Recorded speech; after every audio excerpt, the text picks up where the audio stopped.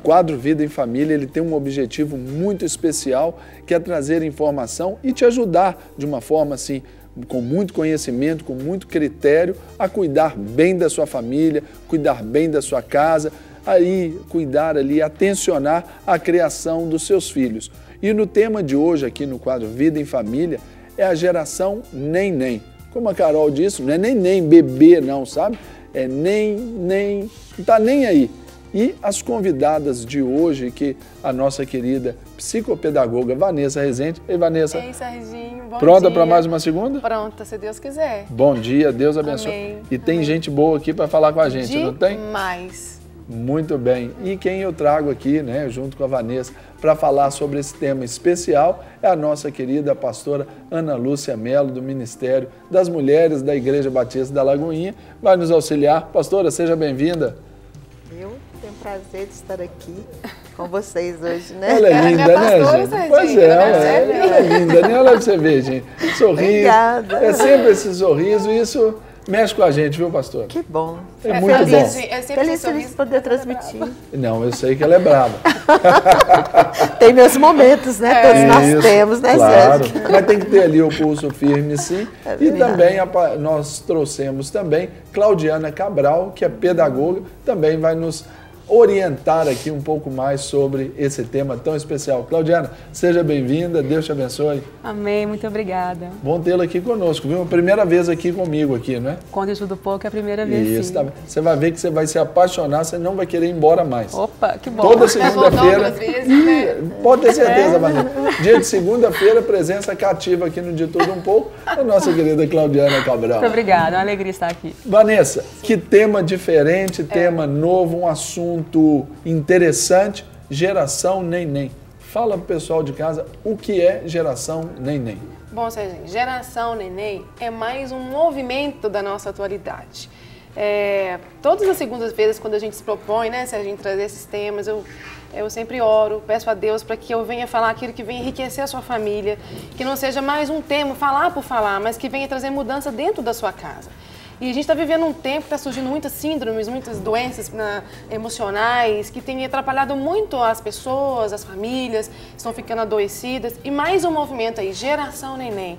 Então, nós que estamos aqui, né, Serginho, para trazer informação para você, e principalmente nós que temos Jesus, nós precisamos de ter o conhecimento para termos a nossa vida transformada e transformar o mundo que nós vivemos. E nós não podemos deixar que a geração neném entre dentro da nossa casa. Verdade, nós temos que mudar e isso vem pelo Evangelho, né, Vanessa? E na medida que a gente for falando sobre geração neném, se você perceber que existe dentro da sua casa um filho, ou você está vivendo sendo um neném, Deus quer te mudar. Deus não te fez para isso, né? Deus tem um propósito a se realizar através da sua vida e Deus quer que você tenha vida em abundância e não quer saber de você neném.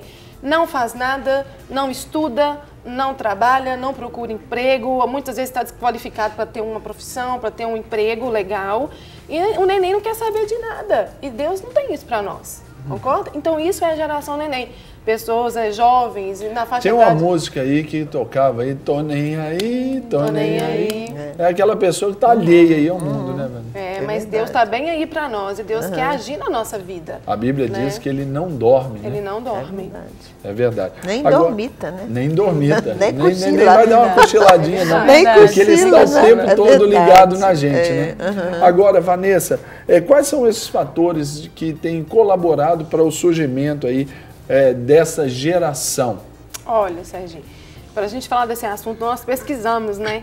Então, existem várias pesquisas que comprovam, assim, que nós vivemos, principalmente no Brasil, um país muito desigual a nível financeiro, na área de educação. Então, a maioria das pessoas, os jovens, entre 18 a 29, 30 anos, que estão dentro da geração neném, são pessoas da classe baixa. Isso não quer dizer que não tenham pessoas na classe média, nem os ricos também. Tem rico e classe média no neném. Mas assim, essa educação desigual, uma escola que não acolhe esse adolescente, que não tem um ensino de qualidade, sabe? O que está acontecendo dentro das escolas? Às vezes tem pouco ensino e muita criminalidade, muita confusão, um ensino de qualidade ruim.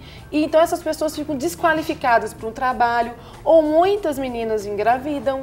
Então, na adolescência, por serem mães tão jovens, não tem uma creche para deixar seu filho, não tem condições financeiras para pagar uma escola, acabam saindo de casa e não fazendo mais nada a não ser só cuidar do filho e ficam fazendo parte da geração neném. Então, o que favorece essa geração é o desequilíbrio familiar, é o desequilíbrio na sociedade, num todo, na área de educação, de saúde. Tudo isso favorece para que as pessoas entrem nessa geração.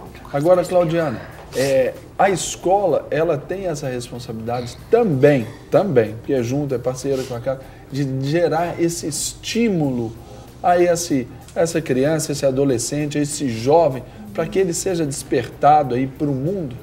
Excelente pergunta, pastor. A escola também tem essa responsabilidade, assim como o governo, assim como a família, inclusive as empresas. Mas no que concerne a escola, o primeiro passo é a escola entender quem que é esse neném, o perfil, né, desse jovem. As escolas estão se preparando para entender, lidar, saber lidar? Justamente, é isso aí que eu queria entrar. As escolas, elas têm buscado, mas algumas já estão conseguindo, outras não. Então, como que acontece isso? Algumas escolas já percebem que essa geração é uma geração imediatista, né? Sem consistência, eles são inconsistentes, eles querem fazer algo que somente dê prazer a eles. Né? Então, o primeiro passo é a escola saber isso. Né? O segundo passo é a escola entender que ela não tem que trabalhar apenas com conceitos, né, em termos de conteúdo acadêmico. O conceito é importante, sim, mas ele perpassa 3 tipologias dentro disso, né? O conceitual, procedimental e o atitudinal. O que é isso? É o aluno saber o conceito de uma determinada matéria, é ele saber o que fazer com aquele conceito, né? E no final é ele saber realmente como agir, né, enquanto cidadão, a maneira dele ser, o caráter dele é dentro disso. Então, o professor precisa entender que hoje a escola tem que ter um diálogo com esse aluno. Né? O ensino precisa ser contextualizado. É importante o professor saber e entender o conhecimento, valorizar o conhecimento prévio que esse aluno traz consigo. Então, assim, são vários fatores que a escola precisa realmente começar a saber e começar a aplicar. E acho que a escola também, Claudiana, só enriquecendo assim, pode ir além dos muros. Com certeza. E buscar a família para dentro da escola. Porque o pai, às vezes, coloca o filho para estudar numa escola, ele não tem conhecimento, por exemplo, das notas, como que está o procedimento do filho, do crescimento dele. E às vezes são famílias também desestruturadas. E a escola pode fazer um trabalho também a nível familiar, de A gente sabe que um dos desafios da escola hoje, justamente, Vanessa, é essa parceria realmente real com a família. Né? Não uma parceria velada. Que, vamos dizer, tem que ser os 2 maiores interessados, justamente, né, na vida, no desenvolvimento daquele aluno, daquele jovem. Né? É importante, tanto a escola quanto a família, saberem quais são as habilidades que aquela criança ou o jovem, né, tem, quais as competências que ele tem. Então, quando os dois têm esse foco, né, em relação a esse indivíduo, as coisas caminham de forma melhor. A gente precisa, na verdade, de se interessar pelas pessoas. Independente se é um pastor, se é um pedagogo, se é uma pessoa que está apresentando um programa, a gente precisa de amar. Quando você ama a sua profissão, você ama aquilo que você faz, e você ama as pessoas. Porque tem muita gente que ama coisa. Verdade. Eu não tenho que amar esse livro, eu tenho que amar talvez quem escreveu esse livro, né? Mas você ama o seu aluno, você se interessa por ele, não só de ser um transmissor de conteúdo, porque nem existe isso mais, gente. Você quer ver aquela vida transformada. E se você tem um aluno neném, Deus usa capacita pelo seu conhecimento para ajudar aquela pessoa a sair dessa posição. Isso que é um artista educador. Ser educador é ser um artista, é você ir além, né, daquele conteúdo programático que a escola se propõe a fazer. É amar alguém, é mudar a vida dela. Nós estamos vivendo num tempo de crise familiar. A família sendo desestruturada. Até que ponto ou como a desestrutura dessa família, ela indica, ela potencializa essa geração, pastora? Olha, filha, a questão familiar hoje é a falta de Deus, né?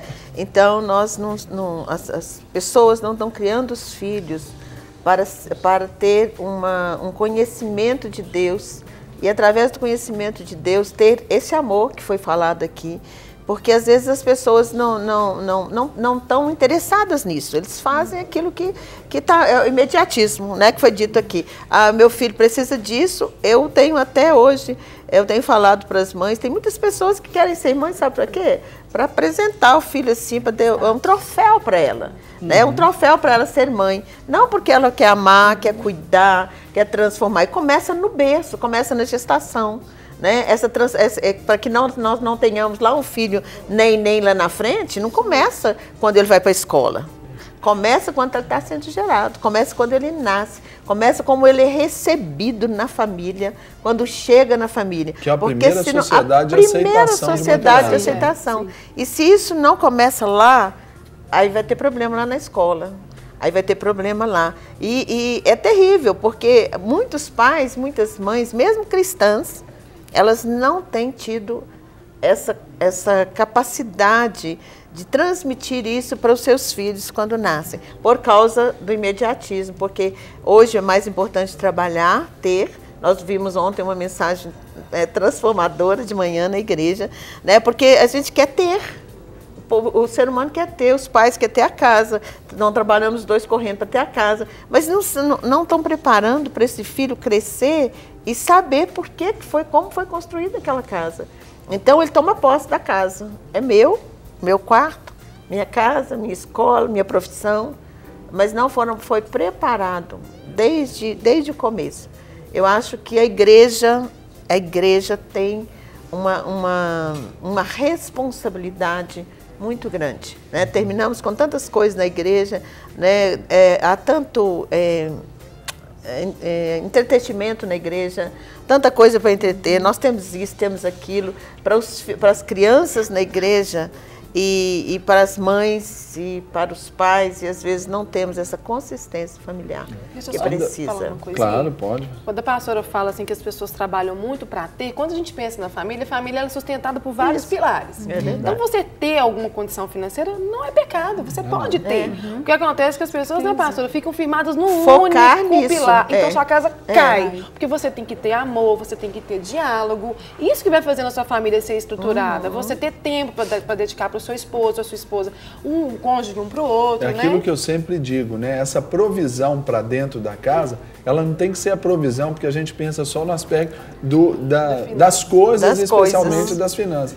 Mas essa provisão, ela tem que ser plural, né? Aí vai alcançar tudo, o emocional, o financeiro, o físico, o espiritual, como a pastora disse. Agora vamos pensar, né, Serginho, que alguém está assistindo e a família dela está desequilibrada. E aí, o que ela vai fazer? Ela vai buscar ajuda? Exatamente isso que eu ia te perguntar.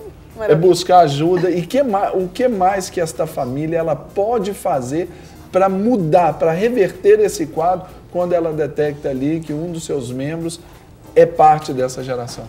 Olha, se o seu filho é um filho neném, você não pode ser um pai neném, né? Nem aí para ele. Você tem que buscar instruir o seu filho. A pastora Lúcia falou assim, olha, o filho não nasce neném. Se você cuida dele desde quando ele nasce, ele vai ter uma grande chance de não se tornar um neném. Agora, se isso aconteceu, você vai trazer a rédea para você novamente. Não vai deixar o seu filho ficar perdido. Nós, pais, precisamos de ocupar o nosso lugar de autoridade que foi instituída por Deus. Se você for autoridade na vida do seu filho, você consegue mudar todo tipo de situação, independente do que estiver acontecendo. Então, você vai dar amor, você vai disciplina, você vai dar limite, e você não vai soltar a rédea de forma nenhuma, porque já que ele não está dando conta, você traz para você novamente e começa a ajudá-lo a reorganizar a sua vida e estabelecer o que é prioridade para ele. Para que limite, Serginho. Sabe, nós pais precisamos até dar as pequenas tarefas filhos. que os filhos têm que crescer sabendo. Limite e conquistas, né? E atribui pequenas responsabilidades, né? Coisas que eles precisam saber, eles precisam saber que tem que guardar os brinquedos, para que eles tenham os favores ou os benefícios, eles precisam dar alguma coisa. Por exemplo, as crianças crescem e não conseguem dar A senhora citou a questão da igreja também. A igreja também tem um papel fundamental nisso aí. Claro. Na verdade, tem, por exemplo, certeza. É quando os pais, junto com a igreja, ensinam aqueles valores morais, aqueles valores cívicos e até, por exemplo, valores espirituais. Sim. Por exemplo, a conquista pela oração, a conquista na questão da administração dos seus recursos, a conquista pela obediência. Pela obediência. Quantas crianças não querem obedecer, não tá nem aí, né? Nem mesmo, né? Para os pais, falou, pai não tem respeito pelas pessoas mais idosas. Eles não querem ouvir, eles querem aproveitar, usufruir.